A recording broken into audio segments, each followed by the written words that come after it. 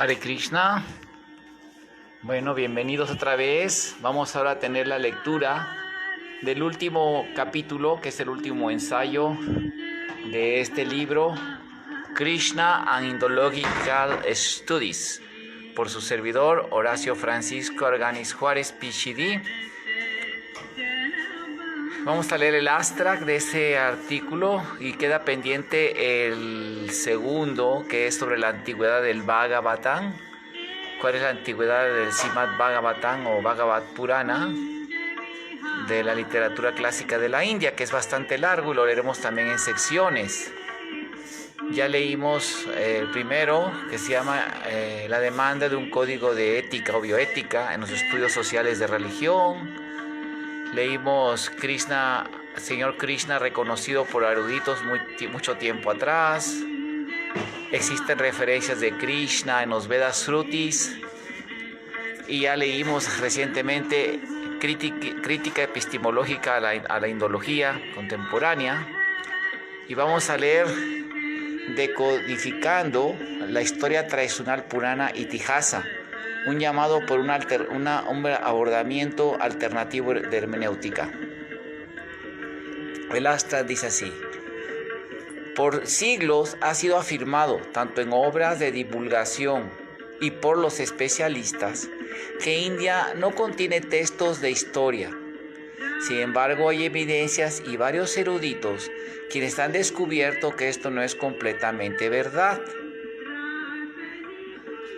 De hecho, hay textos de historia tradicional en la India. En adición, algunas herramientas hermenéuticas serán presentadas como una propuesta para decodificar estas antiguas crónicas y después tener un acceso a este legado histórico de esta cultura. Página 121.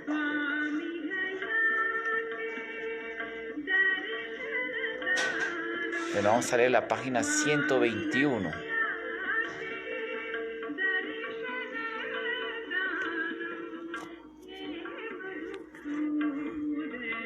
La canción que escuchamos es una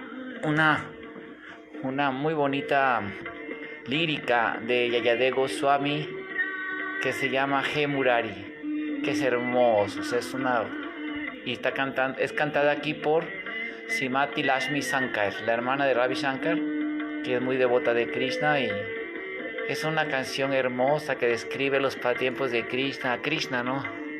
Que hace pasatiempos en el Kunja Vihari, en las riberas de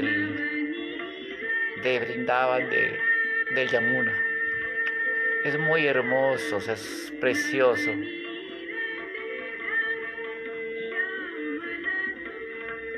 Como su color es Kosaret, su color se llama, que sí que es negro azulado. Es una belleza. En el bosque, ¿no?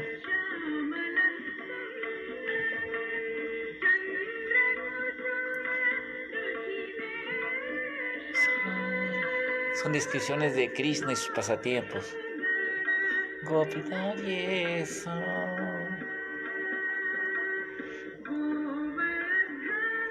Que describe el pasatiempo de Govardhan. Ok. Ya llegamos a nuestro artículo, a nuestro ensayo, decodificando la historia tradicional purana Itihasa, un llamado por un abordamiento hermenéutico alternativo. El primer párrafo se llama Decodificando el lenguaje alegórico de los antiguos textos. Los sabios hindúes han usado los Itihasas y Puranas como su libro de historia tradicional. La palabra en sánscrito Purana significa antigüedad. ¿Sí? Antigüedad es antiguo. Itihasa, lo que pasó. De hecho, en la actualidad, en los idiomas vernaculares como el hindi y otros, cuando hace un hecho histórico, se dice Itihasa, hecho histórico, una cosa histórica que pasó. Historias, ¿sí? Épicas, historias épicas e historias, sí. Por lo tanto, una definición efectiva de estos libros sería antigüedades y épicas, o bien históricas, que han sido atribuidos, ha sido atribuido que los Puranas y el Mahabharata, que es una itihasa, no tienen valor histórico. Híjole, qué vergüenza de verdad. Debido a sus recuentos mitológicos y fantásticas leyendas supernaturales. El que tales textos practiquen este tipo de categorías literarias para poder presentar sus enseñanzas, como antiguos autores lo utilizaron, aún Herodoto, el padre de la historia, porque sí, Herodoto, si uno lee, también es el padre de la historia, sin embargo habla de la existencia de mujeres nagas, de mujeres serpientes, de las leyendas de Hércules, en fin, habla muy que aquí pasó en estos lugares, cuando habla así, o sea, así la antigua historia siempre usaron este tipo de, ahorita vamos a ver, categorías literarias. Sin embargo, esta fue la manera en la antigüedad de registrar la historia, especialmente la historia sagrada supernatural, lo cual difiere de la historia natural. Pero esto no significa que ellos no tienen bases históricas. Por lo tanto, el primer nivel hermenéutico será la interpretación alegórica y semiótica, o sea, simbólica. Este abordamiento hermenéutico es llamado en sánscrito laksana vritti o indirecto. Entre las interpretaciones indirectas de los textos existe la demitologización, la cual busca separar las afirmaciones cosmológicas históricas de enseñanzas filosóficas, éticas y teológicas. Rudolf Bultmann, de 1884 a 1976, introdujo el término de mitologización, en germán Entmythologisierung. Entmythologisierung es en alemán. En este contexto, pero el concepto ya tenía anteriores precedentes. Voy a quitar el anuncio, ¿sí? ¿Me van a permitir tantito? Bueno, ya va a salir el anuncio, solito. Ok. O sea que este concepto de mitologizar ya existe anteriormente. Por ejemplo, hay eruditos aún dentro de la tradición Vaishnava quienes tratan de interpretar las hazañas de Krishna en relación con los demonios semidioses o devas como alegóricos, metafóricos y simbólicos. Esto ha sido señalado por los seguidores de Vallabhacharya, que consideran que tales actos heroicos tienen representación simbólica. Bhaktivinoda explica en su Krishna Samhita y en el Chaitanya Charitamrita que estos episodios contienen estos tipos de significados. Entre los seres malvados, malignos, la bruja putana representa al gurú falso. Sakatasura, la carga de los malos hábitos, el letargo y la vanidad. Sakatasura. Trinavarta, el demonio que creó un torbellino, el torbellino de la pedantería, o sea, la pedantería, la arrogancia de ser muy orgullosos. Vaksasura, la mentalidad de niño infantil producto de la codicia. Vaca, aquí le ponen grulla, y hablamos en una clase que era un ave de terror, ¿verdad? Era lo más parecido a un ave de terror. La duplicidad, la decepción y el comportamiento falso. Aga, el pitón, la titanoboa esta, ¿verdad? La crueldad y la violencia. Denuca, el burro, la inteligencia burda materialista y la ignorancia del conocimiento espiritual. También la elevación de los deseos lujuriosos por ganancia personal y honor. Sancachuda, la arrogancia, el deseo por la sensualidad, la disfraz de devoción. Arista, el toro, el prestigio de indulgir en una falsa religión inventada por engañadores. Kesi, el caballo, el falso sentimiento de ser un gran devoto o gurú. Biomasura, la asociación con los bandidos y otros pícaros o falsos avatars. Es una cita de Das, 2006, es Ravindra Swarup Das. Es un doctorado también en teología. Concerniente a los devas o semidioses, Indra, la derrota de Indra representa la adoración politeísta y el sentimiento de creerse ser el supremo. El arresto del padre de Krishna por Varuna simboliza la idea de que la experiencia con drogas es una visión espiritual. La extinción del fuego Agni en el bosque es la discordia comunal entre los Vaishnavas. Venciendo al segundo fuego es la ruptura de los principios religiosos y la interferencia de los ateos a los devotos.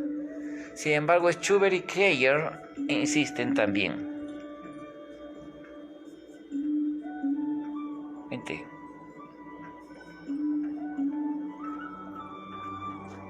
Muy bien, vente Lashmi.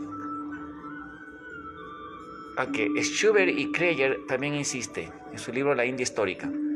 Cuando los triunfos de Krishna se multiplicaron, su culto fue reemplazando el de muchas viejas divinidades. El conflicto entre el nuevo culto y los viejos se refleja en los recuentos simbólicos de las luchas de que Krishna sostuvo con antiguas divinidades.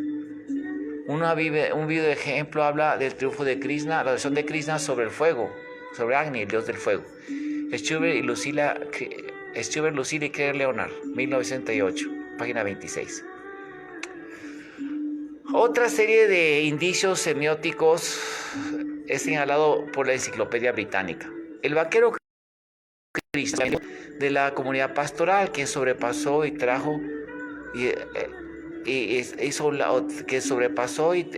sometió a la religión védica de Indra. Británica Opposition Enciclopedias, página 7. Después Krishna aparece en la narración subyugando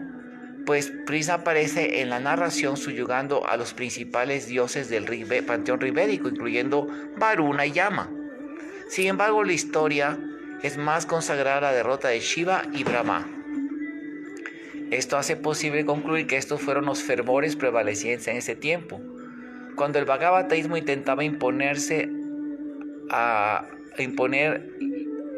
el culto a la colina Govardhan junto con la exaltación del ganado vacuno. En adición, esto corresponde también y coincide con las culturas del Valle del Sindhu que marcaron el fin de la era védica. Sí, porque especialmente uno de los motivos más encontrados en la cerámica del Harappan y Mohenjo-Daro y todas esas culturas alrededor era principalmente los vacas, los toros. Son hechos muchas figuritas de vacas y toros. Y esto fue el fin de la cultura védica.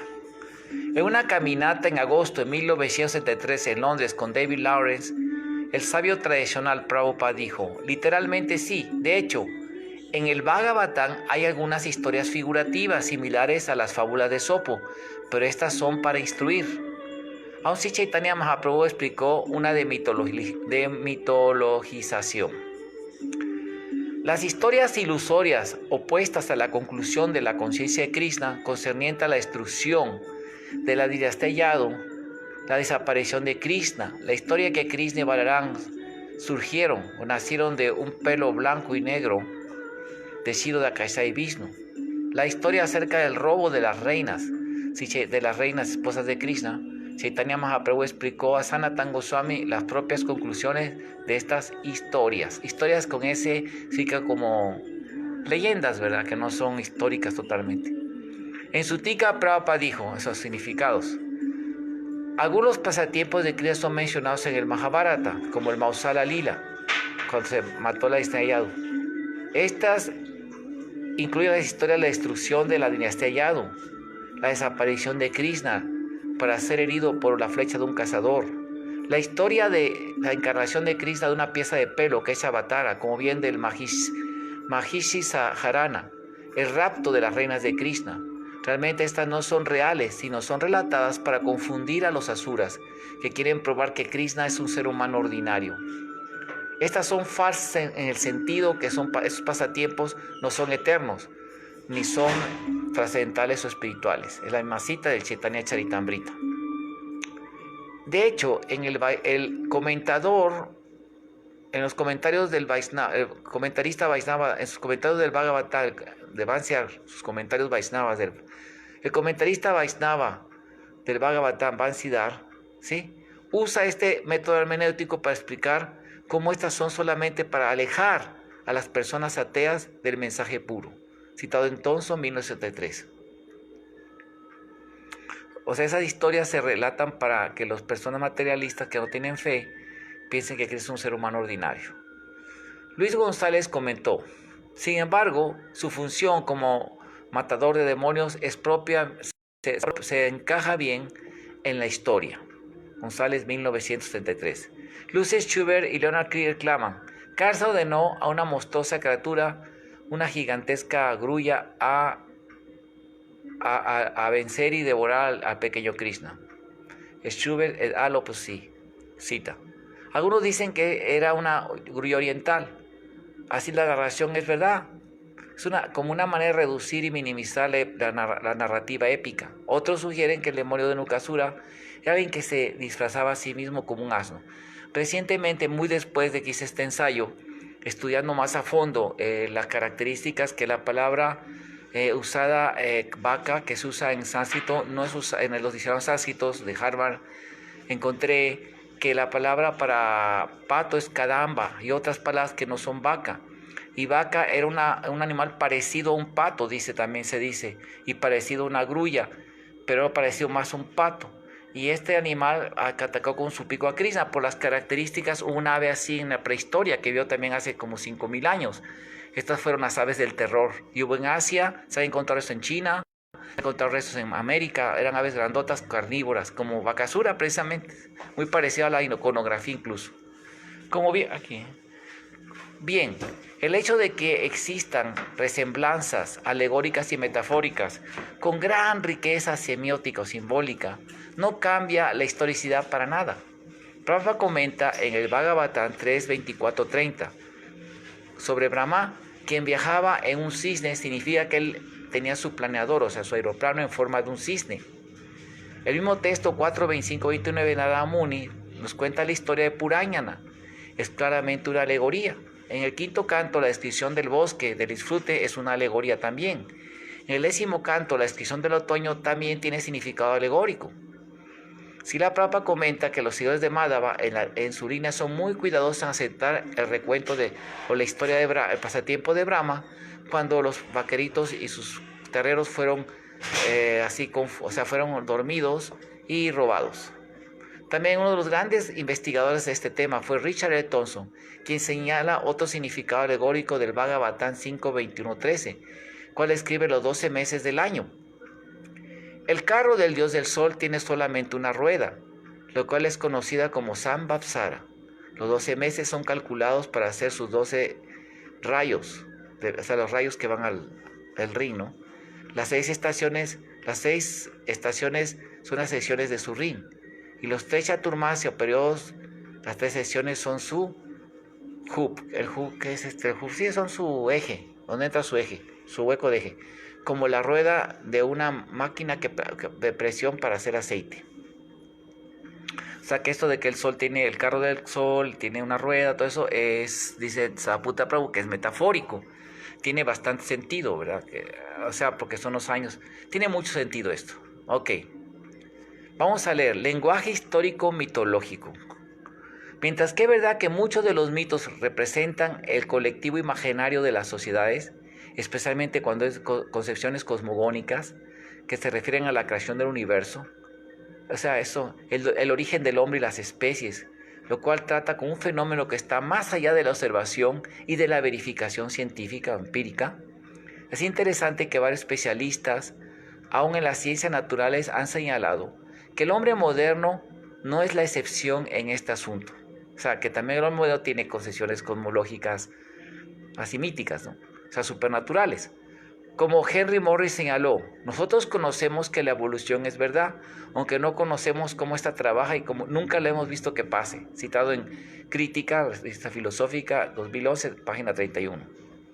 El filósofo de la ciencia Karl Popper escribió: el darwinismo no es una teoría científicamente probada, sino un programa de investigación metafísica. Idem. Así, el evolucionista Grace advierte a sus colegas: los paleontólogos asumimos que la hipótesis darwiniana es correcta.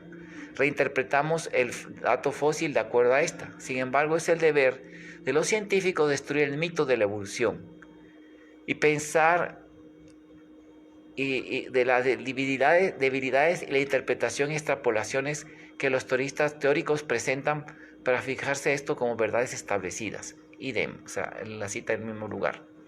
En conclusión, otro prominente evolucionista, el biofísico Michael Denton, nos advierte: últimamente, la teoría darwiniana de la evolución no es ni más ni menos que el gran mito cosmológico del siglo XX.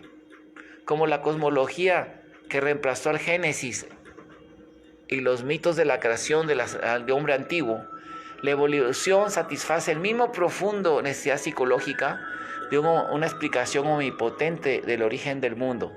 Denton, 1987. En esta lista es sabio no olvidar que el sumo sacerdote del ateísmo, como Carl Sagan, en su serie de televisión Cosmos acertó: el Big Bang es nuestro mito moderno científico de la creación, y este viene de resolver un enigma cosmológico. Sagan, 1980 a 2013. Él también reveló: cuando llegamos a tratar con tales profundos misterios, o sea, el origen, considero yo prudente adoptar una actitud humilde. La idea que los científicos, con el actual mínimo y raquítico conocimiento acerca de este vasto y terrorífico cosmos, puedan entender el origen del universo, es tan absurda que simplemente no sabemos. Los científicos que simplemente no sabemos qué es el origen. Sin embargo, hay mitos que han probado tener bases históricas. Solo recuerda los siguientes encuentros que hicieron a los expertos retraer sus conceptos acerca del pasado. En el siglo XVIII, los historiadores estaban convencidos que las ciudades de Pompeya y Herculeano eran ficticias, pero sufrieron una crisis cuando los arqueólogos descubrieron a ellas, y a la fecha de hoy son ruinas turísticas. En el pasado hubo eruditos que ironizaban los recuentos de Heródoto, de cierto país donde había grifos que resguardaban un tesoro de oro. En 1903, una comisión de arqueólogos soviéticos trajeron a la luz el sitio de Altar Okicha, que significa la montaña dorada, en el valle de Osirka, donde ellos excavaron los restos de una civilización que tenía minas de oro, los cuales estaban adornadas con grifos. Otros investigadores han considerado mítica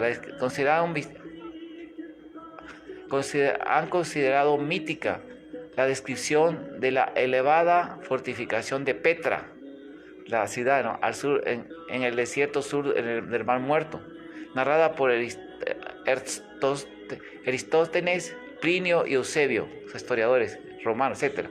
Sin embargo, el desliz probó ser su prejuicio cuando Jonathan Ludwig Burckhardt en 1919 hizo los encuentros arqueológicos que verificaron la realidad de esta. Ahí está Petra. Hasta 1870 fue común que consideraran de ficción la ciudad de Troya, descrita por Homero en la Ilíada.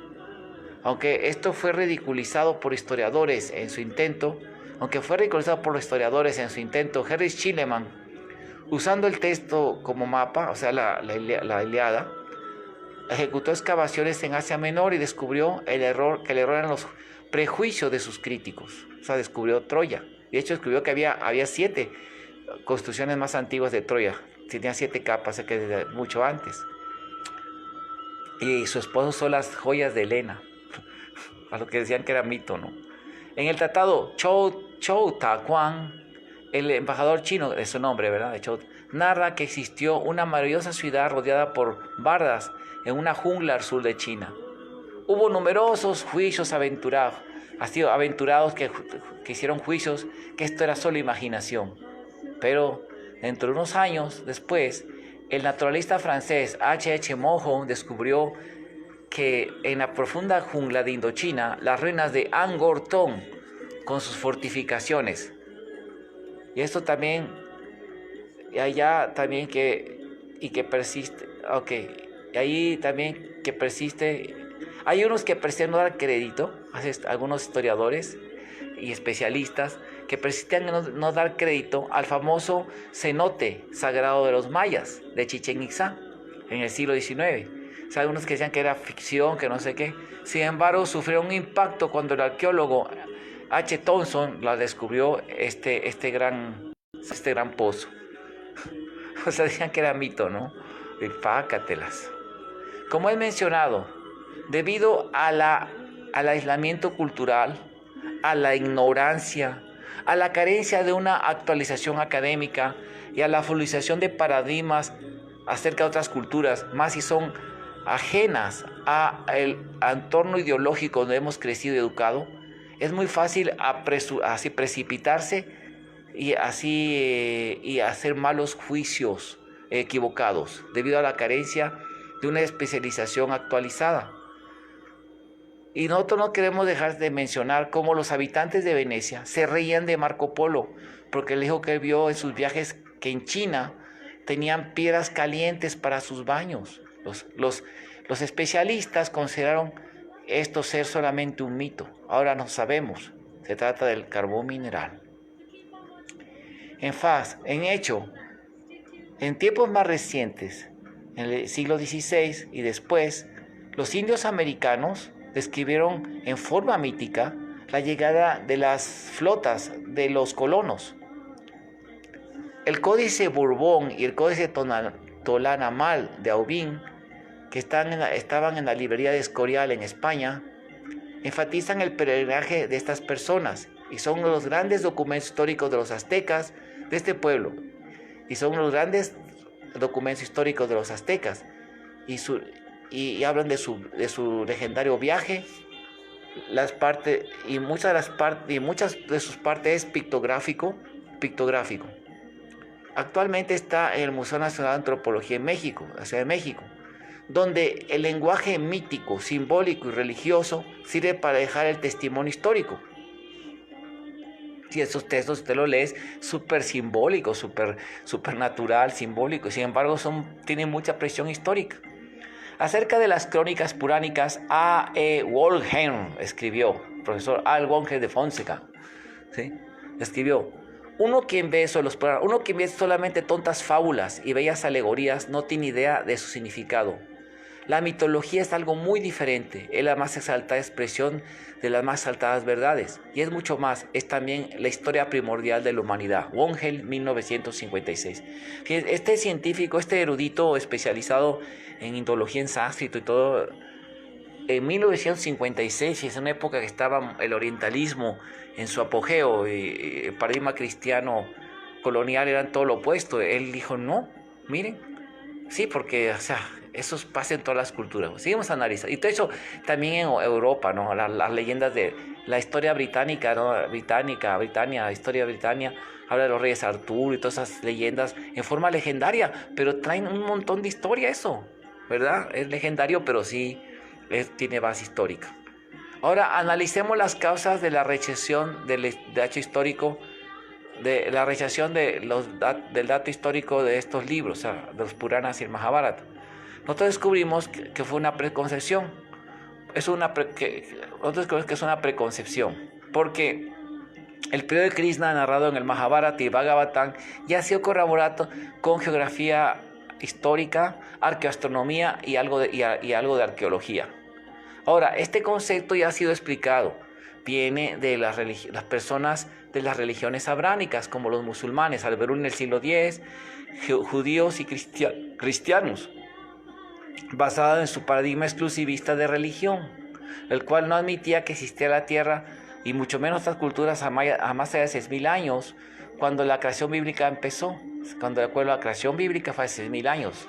O sea, la tierra no tiene más de 6.000 años, y como los Vedas hablan de millones de años, ¿verdad? Empieza la negación. Vamos a mostrar dos ejemplos. Sir Henry H. Rawlinson en 1810 dijo: el cristianismo se distingue de otras religiones del mundo precisamente por su carácter histórico. Las religiones de Grecia y Roma, Egipto, India, Persia y el Oriente en general eran sistemas especulativos que no trataban de darse bases históricas. que aún no trataron de darse ninguna base histórica, exactamente lo opuesto al cristianismo. Este es citado por Messori en 1978. O sea, que la mentalidad de ellos era esa, ¿no? Que no valía la historia de los demás. Tan sencillo, nada más porque no era su religión. Y no fueron solamente los antiguos ideologistas cristianos los únicos quienes expresaron esta alegada actitud histórica a los indios. Esto ya sí, sino que ya unos 8 o 9 años antes, Al-Biruni tuvo la misma impresión cuando hizo su obra y su trabajo de campo en el Punjab y las áreas vecinas, que eligieron a su libro Indica, At-et-Hind, ¿no? En el 10.030, el At-et-Hind de India. Y expresó su visión con las palabras que sin saberlo ha sido hecho eco por muchos otros especialistas. Desafortunadamente, los hindúes no ponen mucha atención en el orden histórico de las cosas. Ellos eran sin cuidado o muy negligentes de relatar la sucesión cronológica de sus reyes. Y cuando ellos presentan la información es una pérdida. Cuando ellos son presentados por la información de sus reyes, lo que lo que está perdido, no conocen qué decir. Invariablemente toman solamente el relatar cuentos, el relato de cuentos, citado por Wieser en 1990.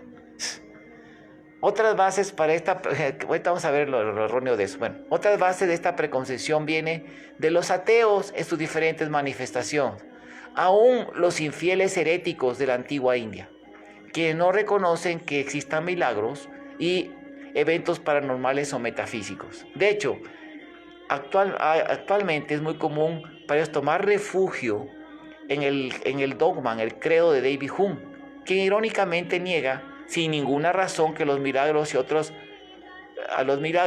o otros dichos ateos, tales como los de Marx, que de acuerdo a él la historia religiosa es opio o alienación.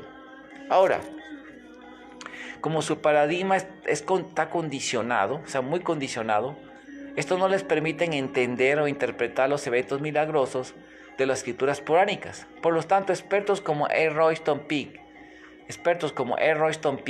han establecido lo opuesto acerca de los recuentos o las crónicas puránicas. Están combinados con una información enciclopédica, o sea, mucho antes, ya dice que son enciclopedias de información, a diferencia del occidente, que su historia comparada con la de los Puranas.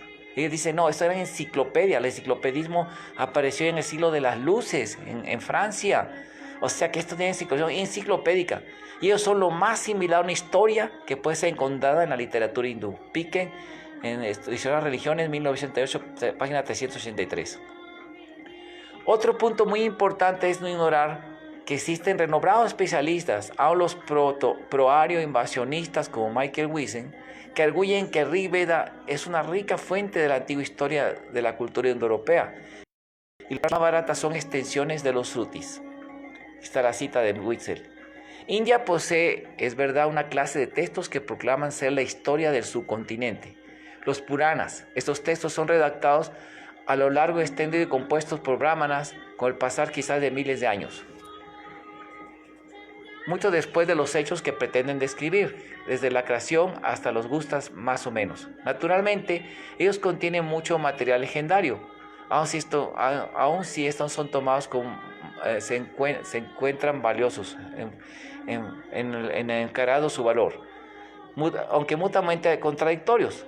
Esto puede ser mostrado como ha sido extendidos y que ellos presentan un compendio de datos que saca otros textos como los Vedas, las épicas como el Mahabharata y el Ramayana. Sin embargo, ha sido usado por algunos historiadores como R. Tapar, como marxista, y por los modernos arqueólogos como materiales para establecer la identificación de sus culturas prehistóricas.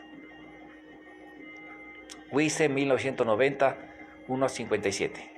Pero sin embargo los Puranas son reconocidos por expertos en otros campos neutrales a este debate, como Hugh Waldag y David Aldrich, ambos historiadores sociales de la ciencia, como más filosóficos, ontológicos y racionales que la poesía de los Srutis. El Rig Veda es la más antigua escritura y el texto más antiguo del lenguaje indoeuropeo. ya sea que estas ideas son derivadas de este profundo, ya sea que estas ideas son derivadas de este profundo pero poético, o después en los textos textos enfocados filosóficamente, como son los Upanishads posteriores, los textos budistas y puránicos de especulación filosófica, otro y otro. Sí, aquí están diciendo que los puránicos, los Upanishads, tienen mucho más razonamiento filosófico que la pura poesía Shruti, o sea que tiene más sostén filosófico. De hecho, aún la historiadora conservadora marxista, como historiadores conservadores marxistas como R. Topar, explican que la articulación de la historia de la India en el link del concepto de en el link, o sea, en el enlace con el concepto de ciclo de los cíclico, que es visto, o sea, ciclo de los yugas, ¿no? De los Itihasi Puranas, de la tradición Itihasi Purana, de los 4 Mahayugas, es significativo. Los encuentros de Tapar muestran que tiene distintas historiografías, siguiendo diversas maneras. 1. La tradición oral de poetas y bardos de varios antiguos sociedades de clanes, basadas en la memoria siguiendo la morfología del folclore, como la tradición oral africana, que después desarrolló en épicas en lenguajes regionales. 2. La tradición oral incorporada a los Puranas por brahmanas en las cortes reales e intelectuales, controlando la narrativa del pasado, así estableciendo la autoridad de los poetas de la corte, registrando la historicidad de los fundadores y de sucesores, creando una tradición histórica, dotada así personificada o condensada en la tradición puránica. Esos son eventos de significancia social como una forma de externalizar y mostrado por el modo genealógico de pensamiento. O sea que están bien, o sea, no es como dijo el Beruni, no, sino que están bien sustentados, lo dice aquí esta profesora. En el Bhagavatam, la temática de estos libros es dada como consiste, que consiste así, de los Puranas: la creación del universo, la creación del mundo y los seres vivos, la manutención de todos los seres vivos, la sustancia de los mismos, el gobierno de los diferentes manus, que son los patriarcas de la humanidad, los primeros padres de la humanidad. Las dinastías de los grandes reyes y sus genealogías están bien dadas. Las hazañas de los principales reyes, la destrucción, la motivación y el supremo refugio. Es relevante que que en el pasado algunas culturas compusieron obras de historia tradicional o protohistoria con la misma estructura que los Puranas. Por ejemplo, en el código Ixtliochitli es reportado que Rey Huenaxin de Texcoco hizo una compilación de las crónicas toltecas en el llamado Teomostri o libro divino, el cual contenía el recuento de la creación del mundo, la migración de Asia de estos pueblos, los estados de su viaje, la dinastía de sus reyes, las instituciones religiosas y sociales y otros más.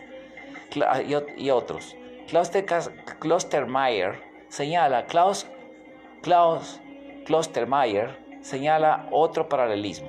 Los Puranas, como la Biblia, tratan con la creación, la historia de dinastías, biografías de santos, leyes morales, sabiduría humana, los primeros seres creados, una persona tipo Noé, el nacimiento del Salvador Krishna y muchos tipos de milagros. Klostermaier, 1992.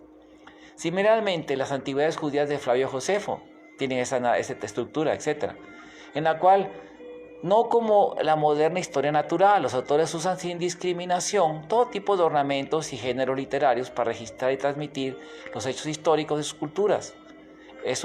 Sobre este tópico, la indóloga Ekbenilla Yevanina comentó: yo pienso que la afirmación es muy importante debido a que ellas es tocante, como al ver los textos de la tradición clásica como fuentes de información. Hay una tendencia entre especialistas, scholars o eruditos, a decir que lo que digan los Vedas y los Puranas, Ramayana y Mahabharata, están diciendo es todo mito y lucubración. Yo pienso que esta actitud negativa hacia la antigua y temprana textos de la India como fuentes de información histórica debe ser definitivamente rechazada. Manina citado en Kerebon 1906, página 10. Sí, es absurdo. Realmente sí es muy absurdo. Yo no quiero ser grosero, pero realmente no corresponde ni a la misma historia antigua del mundo. O sea, se tenía que rechazar toda la historia antigua, nada más por un prejuicio que se creó, que lamentablemente los cristianos han tenido mucho que ver con esto, ¿verdad? Y los islámicos fueron los que crearon esa mentalidad. Bueno, decodificando, ahora que la decodificación de la perspectiva literaria. ¿Sí? Es el siguiente párrafo, subtítulo. La definición de la perspectiva literaria es un tratado de normas de la retórica y la poética, que son un juego de reglas concerniente al arte literario. En el principio de su recitación del Bhagavatam, el sabio Sukadeva Goswami dijo: Butair Mahavirya Imam Puro Vibur, Nirmaya Seteya Amusa Purusha, Bunte Guna Sodasha Sodoksamaka, Salas Krisista Bhagavan Bachansi Me.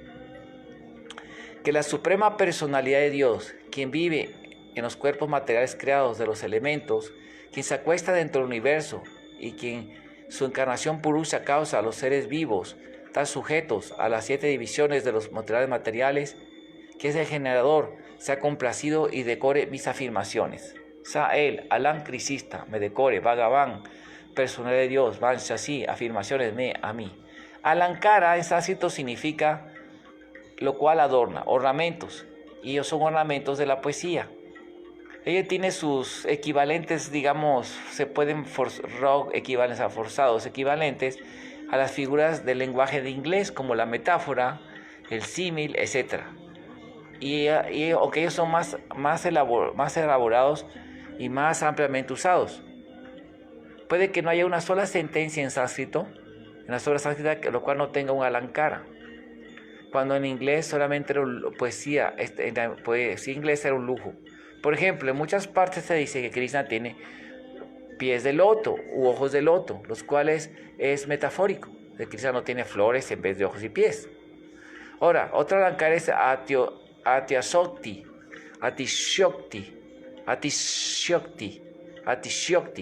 hipérbole.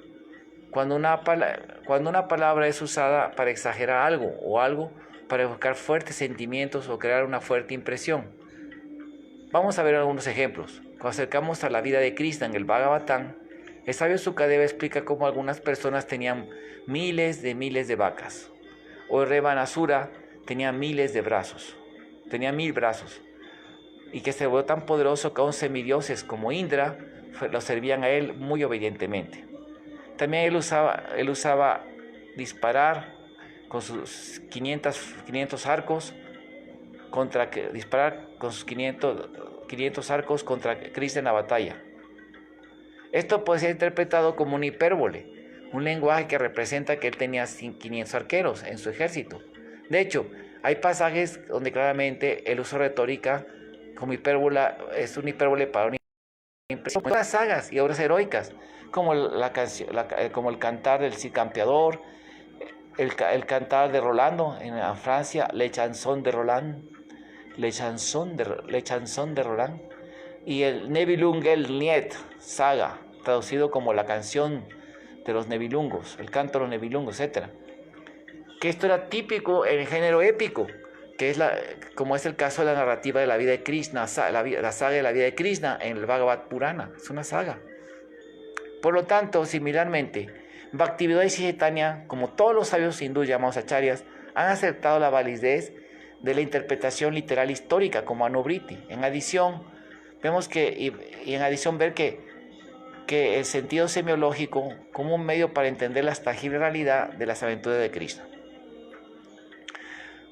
Porque de acuerdo a los sabios hindúes, nada era imposible para él, que es considerado Dios mismo como un héroe humano. Lo sorprendente es que Krishna tuvo 16.000 reinas como esposas, porque el califa Akbar II, en el año 1841, aquí me equivoqué, en 1842, que es 666, creo del 66, aquí está mal la fecha, hay que corregirla, 41 al 966, sí, al 966, aquí debe ser corregido.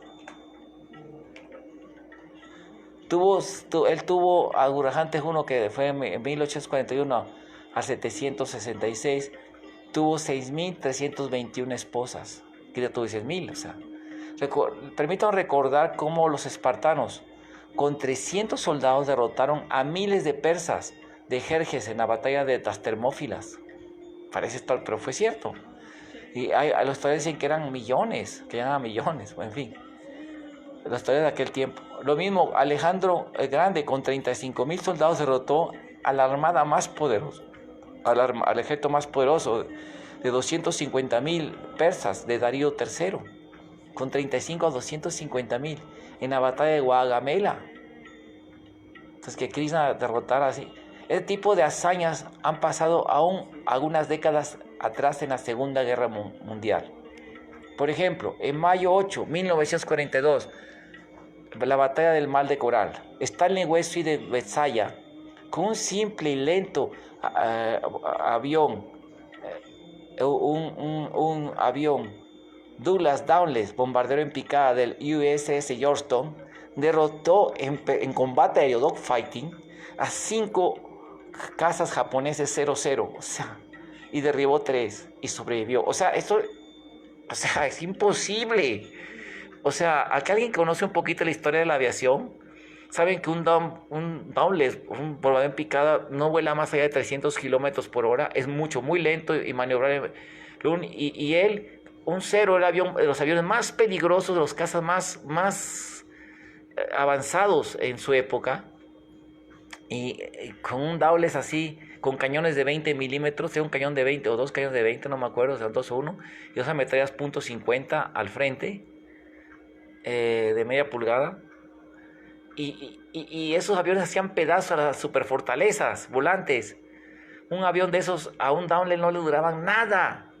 Y él, sin embargo, con el Douglas haciendo maniobrando y todo, haciendo fuerzas G terribles, así que no sabemos cómo pudo hacerlo, haciendo quiebres y quiebres que son así. Tumbó 3, los otros 5 se fueron, se le han acabado las municiones. O sea, derrubó, o sea, él solo contra 5 y los derrubó. O sea, eso es épico, milagroso, ¿no? Y en junio 16 de 1943, en las Islas Bogambilias, en las Islas Salomón, el piloto Jay Seymour y su tripulación, con un solo B-17, un bombardero B-17, ¿sí? Aunque lo sobreartillaron, pero es un solo bombardero B-17, se enfrentó en combate aéreo con caza cero japoneses por 45 minutos contra 17, ¿no? Y él fue seriamente herido con los balas de calibre 20 milímetros, el piloto Jay Seymour, y el que estuvo tomando las fotos, que era el principal que estaba en la punta, y fue seriamente herido con estas de alto calibre de 20, de los cañones de los cazas, y sobrevivió y derribó varios de ellos. O sea, un caza, un solo avión bombardero contra un caza japonés, te aseguro, 1-0 no duraría ni... Estoy seguro que no dura un minuto en que ya lo derribó el japonés. Quiere decir, 17 aviones que le echaron encima. Le echaron un enjambre de aviones y derribó varios. Y no lo derribaron, y así malherido, pues así muriendo, se aterrizó el avión. Por lo tanto, no sería extraordinario que Chris y Ram pudieran vencer a grandes ejércitos en sus heroicas acciones. O Alejandro, con 250,000 soldados, derrotó a Darío el Grande, que tenía 250,000, ¿no? O la batalla de las Termófilas con los 300. ¿Qué batalla le dieron a los persas? O sea, ¿qué nos van a decir? Que Bhagavan Krishna no pudo haber hecho eso. O sea, por favor, o sea, bueno, vamos a seguir adelante. Interpretación de High Dimensional Espacio, interpretación del espacio elevado espacio dimensional, o dimensiones de elevado espacio. Otro tipo de interpretación que nos permite entender la metodología Nubriti, o sea, la interpretación directa, fue propuesta por Richard L. Thompson. El doctor Thompson, fallecido, ¿verdad? Que esté en la gloria de Dios, era un matemático. Él fue uno de los principales investigadores en el campo de la historia puránica védica y la cosmografía. La idea de un elevado dimensional, high dimensional espacio, fue expresado por Immanuel Kant en 1646, mientras que J. Albert en 1700 escribió un espacio apegado al tiempo a una cuarta coordenada. La construcción de n-dimensional geometría de la dimensionales n geometría fue lograda por Accabi en 1843. H. Grassmann en 1844 y L. Shafley en 1852. Las dos iniciales es el misticismo asociado que emergía de estas generaciones con el espacio físico, fueron superadas por el espacio n-dimensional como una forma fructífera de la idea matemática que ha sido completamente consolidada en las matemáticas. Dr. Thomson ha arguido que no podemos entender los eventos explicados de estos seres que tienen una interacción con un espacio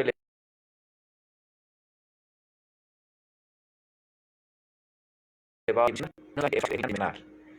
Esto ha sido aceptado como algo natural en las antiguas culturas.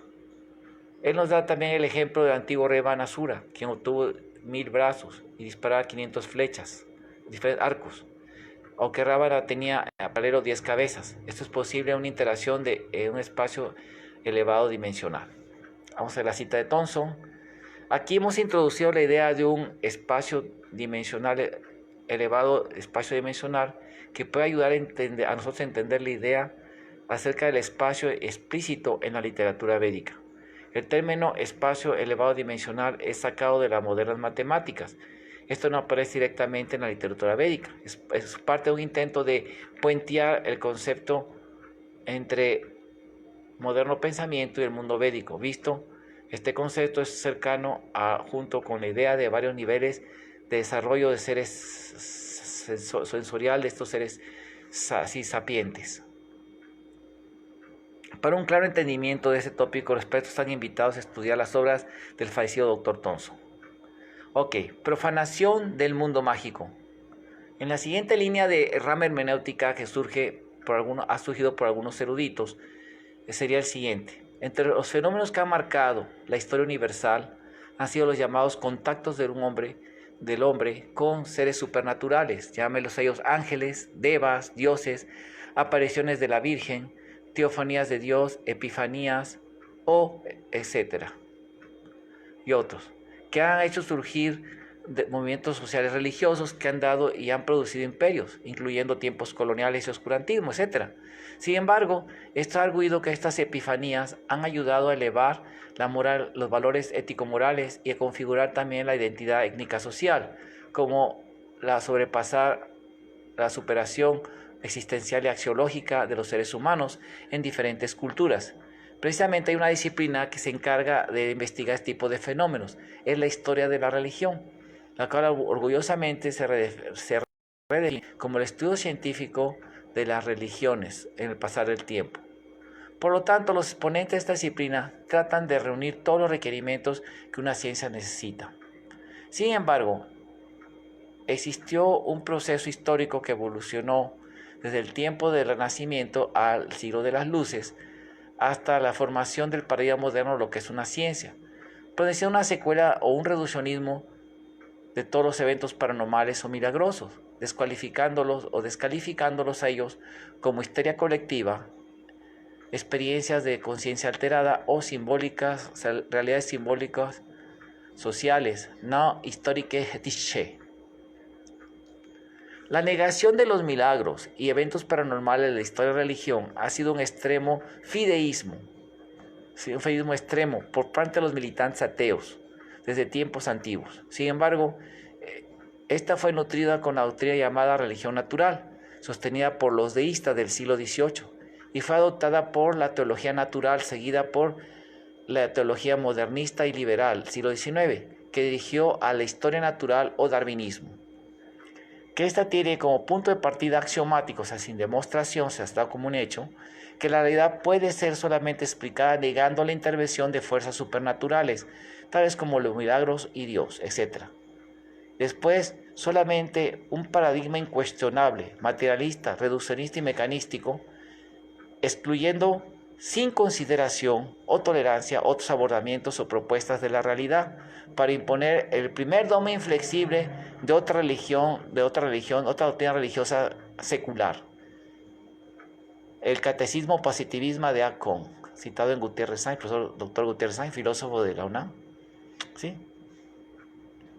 Aunque esta posición cientificista vino a predominar en las esferas intelectuales del siglo XIX y a mediados del XX, hizo grandes contribuciones, incluyendo la aparente superación de las consecuencias terribles del oscurantismo medieval. Sin embargo, en los últimos años ha estado sometida a una crítica muy estimulante por el imbalance que también causa a su vez por parte de ella. Para empezar, los cientificistas no han sido capaces de sostener su fabilidad. Es interesante considerar que la realidad que en realidad tienen un montón de dudas y divisiones internas que los tienen a ellos cautivados. Sin embargo, al usar palabras como escépticos, críticos, hombres racionales, cientificistas, le da a ellos un aura de infalibilidad tal que cuando ellos presentan asunciones, suposiciones materialistas incomprobadas e incomprobables por el método científico acerca del origen del cosmos, la historia, las experiencias religiosas, los estudiantes tienden a aceptarlas ellas con fe ciega, porque ellos son llamados hombres de ciencia. Como Wills Ewing Thompson escribió, justo como en tiempos antiguos uno no podía apelar contra el poder de las iglesias sin arriesgarse a ser condenado, ahora ni uno puede apelar contra el poder de la ciencia materialista sin arriesgarse a ser acusado de irracional o loco. Citado en Sí, 1969, página 11. Así, un tabú los protege. Aparentemente hay una tensión dialéctica entre los científicos ateos, con sus diferentes ramas de interpretación y herramientas críticas, contemplan haber eliminado todos los tabús que soportaban o fundamentaban a individuos de las ancestrales, desde que los sustentáculos han encontrado todos los aspectos del estudio de la historia y aún de las religiones, y los ha reemplazado a ellos en el lugar que tiempo inmemorial ocupó Dios y los sabios, santos y profetas dentro de las grandes tradiciones religiosas. O sea, son los nuevos gurús, atribuyéndole a ellos, a los antiguos sabios santos, la incapacidad de resolver todos los problemas y cuestiones de los hombres racionales modernos. Ellos son los nuevos gurús, ¿no?, de la nueva religión secular. Es interesante que los mismos académicos en el campo de las ciencias naturales nos han advertido que nuestro conocimiento científico es ciertamente insuficiente para proveer una explicación satisfactoria de lo que es la vida. Me adhiero a esta opinión. El origen de la vida es milagroso. Jacques Monod y Dostoevsky. Confronte sin Loxi. Concerniente a esto, Wade Hale confesó, es un físico, la creencia de un universo mecanístico es una superstición moderna, o sea, como lo propone el materialismo, el mecanismo, materialismo, como probablemente pasa en todos los casos de superstición, lo cual se generaliza sin garantía y finalmente se vuelve distorsionado y se vuelve grotesco. La superstición mecanística es más peligrosa. Esta dirige a la sequía moral y espiritual, cuando fácilmente dirigirá a la destrucción del hombre. ¿Sí? Como Herbert Yockey también estableció, este es otro científico, uno debe concluir que en oposición a la sabiduría establecida y corriente del materialismo científico, un argumento que describa la génesis de la vida en la Tierra por casualidad y causas naturales, como lo pone el materialismo, el cientificismo ateo, la cual puede ser aceptada con base de hechos y no en base a fe, aún no ha sido escrito. O sea que no hay un argumento, todo también es fe en última instancia. Así es. Toda esa concepción materialista es fe. Reciclando el universo sagrado. En cuanto al estudio de religiones, este campo de conocimiento ha sido contaminado con una posición llamada ateísmo metodológico o naturalismo metodológico. Sin embargo, el método del escepticismo, tanto cartesiano como puro, parte del concepto que lo mejor es dudar y así negar la validez de todo conocimiento. Esta actitud definitivamente entra en contención con otra posición filosófica, que es el realismo, el cual sostiene que nosotros tenemos conocimiento válido alcanzado por nuestros sentidos e inteligencia, y para llegar a la misma realidad, lo cual es independiente del sujeto que conoce. Es el realismo.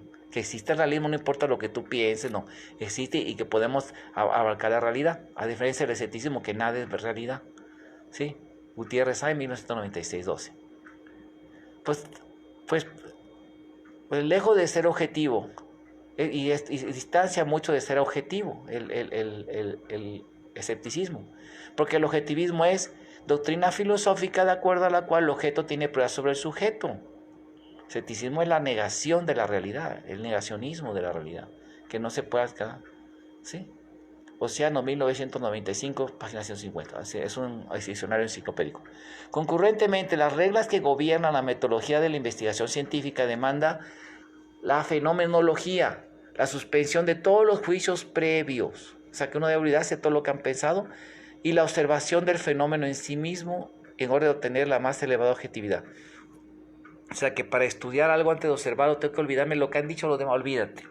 Ve qué te dice el fenómeno, y esto es lo que uno describe, lo que dice y nada más. Eso es fenomenología, epoché. Consecuentemente, el intento de este ensayo no se limita a meramente criticar las debilidades de las formulaciones modernistas que están así que han saturado a la academia, sino invitar a los eruditos al estudio en el estudio de religiones a considerar diferentes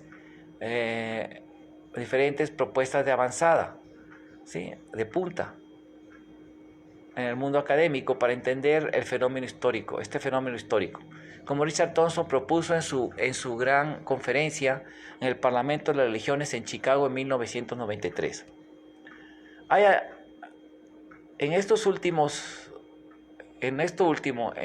muchas áreas, estos son algunas de las muchas áreas en las cuales el programa del reduccionismo mecanístico ha llegado últimamente a sus límites. Como ahora que viene el fin del siglo XX. Quizás como resultado de estos desarrollos, muchos científicos profesionales han mostrado una voluntad a considerar las ideas teóricas y áreas de investigación que tradicionalmente han sido un tabú. Por ejemplo, ahora encontramos organizaciones de científicos profesionales que abiertamente estudian fenómenos que reposan entre la física, la ciencia y las regiones del misticismo y lo paranormal. Ejemplos son la Asociación Internacional de Nuevas Ciencias, (IANS), la Sociedad for Scientific Exploration, la Sociedad para la Exploración Científica, SSA, el Instituto de Noetic Science, IONS, la International Society for Studies Subterraneous, la Sociedad Internacional para el Estudio de Energías Sutiles y Medicina Energética, ISSAM. Todos estos, todos estos financian regularmente. Los grupos estudian son similares a los fenómenos míticos, entre comillas, que son reportados a antiguos textos religiosos y recientes recuentos de experiencia religiosa. Una investigación interacción sinergética entre eruditos de religión y estas nuevas organizaciones científicas podían probar ser una valiosa fuente de nuevas investigaciones para ambos grupos de pesquistas o investigadores. Y esto está pasando. Podemos hacer una lista de numerosos científicos que están en este tipo de investigación en universidades como Duke, Stanford, etc., explorando fenómenos como la telepatía, clarividencia, telequinesis, etc., al grado que la CIA y el FBI tiene individuos psíquicos para resolver casos cuando los métodos convencionales son completamente agotados. Información presentada en documental del Canal 11 del Nacional Politécnico, Instituto Nacional Politécnico y el Discovery Channel en español 2000. Estos fenómenos no son nada extraordinarios en la historia de las religiones ancestrales y las culturas, como muchos ejemplos de chamanes, santos y místicos que de hecho curaban leprosos, levitaban, predecían el futuro, no se quemaban puesto al fuego, se dislocaban, aparecían en dos lugares al mismo tiempo, flotan en el agua. Similarmente encontramos fenómenos supernaturales en la historia de India, como Mircea Eliade muy bien lo documentó. También los actuales estudios por también las investigaciones de O.B.L. Kapoor y los santos Vaishnavas, Kapoor, Virus 34. También los estudios hechos por muchos científicos de este tipo de fenómenos, incluyendo las memorias o los recuerdos de vidas pasadas por el doctor Jan Stevenson y Weiss, etc.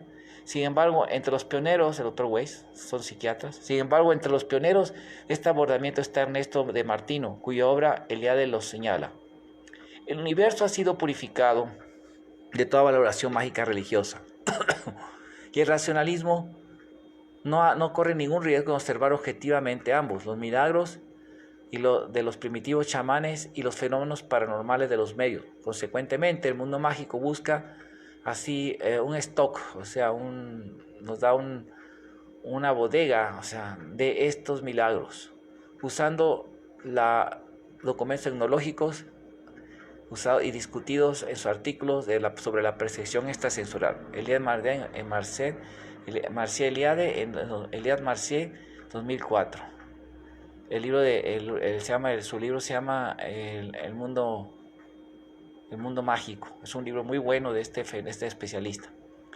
Y hay muchas obras serias existe un serio trabajo de clasificación de fenómenos paranormales y los poderes mentales en los tratados de India, tales como los siddhis, los cuales aparecen en sus crónicas. Esto nos permite entender más acerca de la sagrada historia puránica de la India. Vamos a leer esto. ¿Sí? Dice así, esta cita de Prabhupada, del Néctar de Devoción, que viene en el Upadishamrita. Las perfecciones místicas obtenidas por los reales exitosos yogis son 8 en número. Anima Siddhi se refiere al poder por el cual uno se vuelve más pequeño que lo más pequeño y puede entrar una piedra. Eso me dijo un doctor postdoctorado, o sea, el doctor Esquivel, que paz descanse, que científicamente ahí se podía que la materia puede reducirse o expandirse. Los logros del científicos modernos también pueden entrar en una piedra, o sea, perfora. Y ellos pueden excavar así muchos, muchos túneles, proyectando en las montañas así. Anima Siddhi es la perfección mística de entrar en una piedra, pero también se ha obtenido por la ciencia material actual. Similarmente, todos los yoga siddhi son perfecciones de artes materiales. Por ejemplo, un yoga siddhi es el desarrollo del poder de volverse más ligero y flotar en el aire o en el agua. Es también ejecutado por los modelos científicos. Ellos pueden volar en el aire y flotar sobre la superficie del agua y viajar bajo el agua. Después de comparar todos los yoga siddhis, las perfecciones materialistas, nosotros encontramos que los científicos materialistas tratan las mismas perfecciones. Así realmente no hay diferencia entre la perfección mística y la perfección materialista. Un erudito alemán una vez dijo que las llamadas perfecciones del yoga ya han sido obtenidas por los científicos modernos, que no le interesaban mucho ellas. Era inteligente, fue a India a aprender cómo entender su eterna relación con el Superior Supremo por medio del Bhakti Yoga, servicio opcional. De hecho, hay una categoría de perfecciones místicas y los procesos por los cuales los científicos materialistas no han sido capaces de desarrollar. Por ejemplo, un yogi místico puede entrar al planeta Sol simplemente usando los rayos del Sol. Esta perfección se llama Lagima. Simplemente un yogi puede tocar la luna con su dedo. Aunque los modernos astronautas pueden ir a la luna con ayuda de naves espaciales, tienen que pasar muchas dificultades, mientras que una persona con perfección mística puede expandir su mano y tocar la luna con su dedo. Este siddhi se llama Prapti o adquisición. Este Prapti siddhi no solo puede hacer que un yogi toque la luna, pero también puede tener y tomar lo que él quiera. Y así puede estar a miles de millas de un lugar y él puede atraer fruta de un jardín allá. Eso es Prapti siddhi. Como un señor yogi místico en India, que era un tantri que tenía poderes que podía parecer relojes así, ¿no? Traía relojes de Suecia y cosas así. Prapti siddhi. Ya murió el señor. Los científicos modernos han manufacturado armas nucleares con las cuales pueden destruir una insignificante parte de este planeta. Pero hay un yoga siddhi llamado Isita, que uno puede crear y destruir un planeta entero simplemente a voluntad. Otra perfección llamada Vasita. Esta perfección no puede traer a otros bajo su control. Es un tipo de hipnotismo, el cual es más irresistible. Algunas veces se encuentra que un yogi puede obtener un poco de esta perfección con su poder vasista y viene entre las personas, les habla un montón de tonterías, controla su mente, los explota, se toma su... Otro poder místico, el cual es conocido como prakamya, magia. Este prakamya puede obtener lo que uno quiera. Por ejemplo, uno puede entrar agua en su ojo y que salga por el otro. Simplemente por su voluntad puede ejecutar estas actividades maravillosas. La elevada perfección del poder místico es llamado Kamavayasita. Este es algo mágico, que el Prakamya, un poder que actúa para crear maravillosos efectos, como la naturaleza. Kamavayasita permite uno contradecir la naturaleza, en otras palabras, hacer lo imposible. Como hacía Jesús, ¿no? Que paró el clima. Chaitanya iba a llover y paró que no lloviera. Así que podía caminar sobre el agua, ¿no? Como hizo Moisés, que se abrió el mar. Se llama Kamavayasita. De hecho, uno puede derivar una gran felicidad, un gran montón de felicidad por obtener tales perfecciones yoicas. Bhaktivedanta, Misterio y Conecta Devoción, capítulo 1. Krishna explica sobre este tema. Capítulo 15. Perfección mística, los Sidhes. El Señor Supremo dijo: cuando un yogi es conectado con la verdad absoluta, a consecuencia de los sentidos y respiración que se ha fijado ese intento en mí, la perfección de mística, las perfecciones del yoga están a su disposición. Uddhava dijo: oh, tú quien das a los yogis la perfección, dime qué métodos es requerido para la concentración, para que este trabajo de perfección. Y Achyuta, ¿cuántas perfecciones existen? El Señor Supremo dijo: los amos del yoga hablan de 18 perfecciones místicas, 18 siddhis, y la meditación que los dirige a ellas. 8 de ellas son primarias, prominentes en mí, y 10 de ellas son secundarias, originadas de la cualidad. Oh gran caballero, las 8 consisten en la habilidad de hacer una forma tan pequeña y tan grande, mánima y mágima, tan ligera y relativa a garima y a lo más pesado, muy ligero, hacer lo más pesado y lo más ligero. La idea de crear cualquier objeto material, prapti, la habilidad de disfrute sensual que pueda ser visto o escuchado, prakamya, la habilidad de con el movimiento de la mano emplear fuerzas y cita, y la habilidad de controlar por medio de obstrucción mágica de las modalidades vasista, y la habilidad de contestar responder a cualquier deseo que uno busque a su favor, Kamavayasika, es que son prominentes en mí.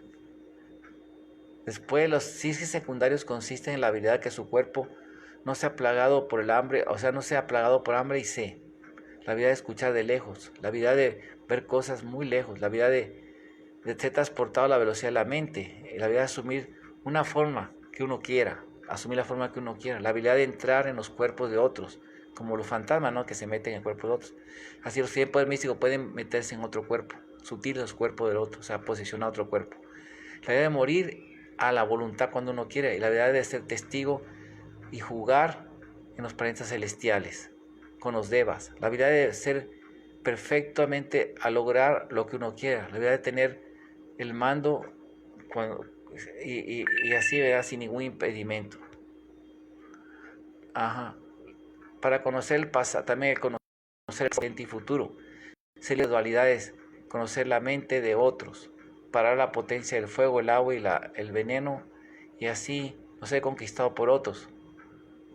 Existen ejemplos de la perfección que son descritos como ser resultado de concentrarse en el yoga. Por favor, escucha de mí los medios para obtener este tipo y algún tipo de imitación que hace que esta perfección ocurra. Bhagavatam 11:15.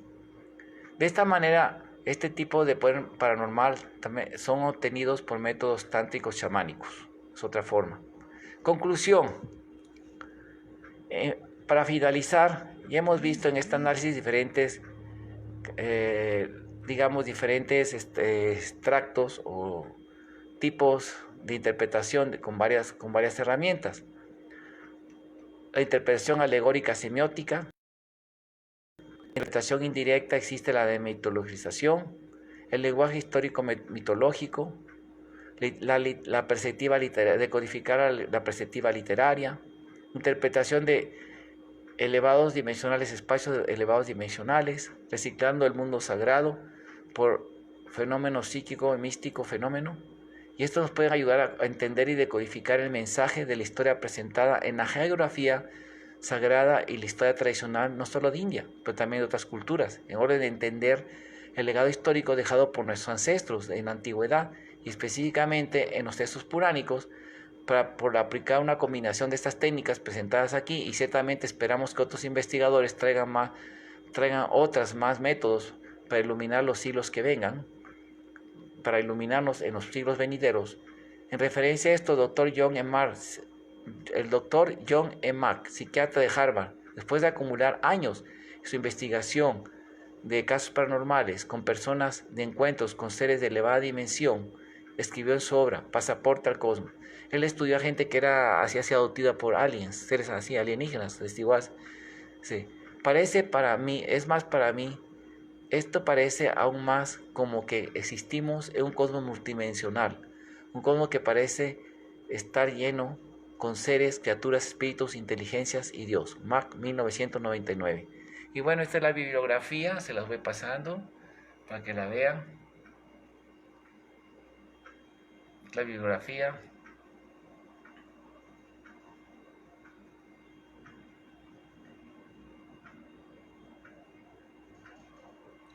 Y bueno, aquí terminamos la grabación de este video.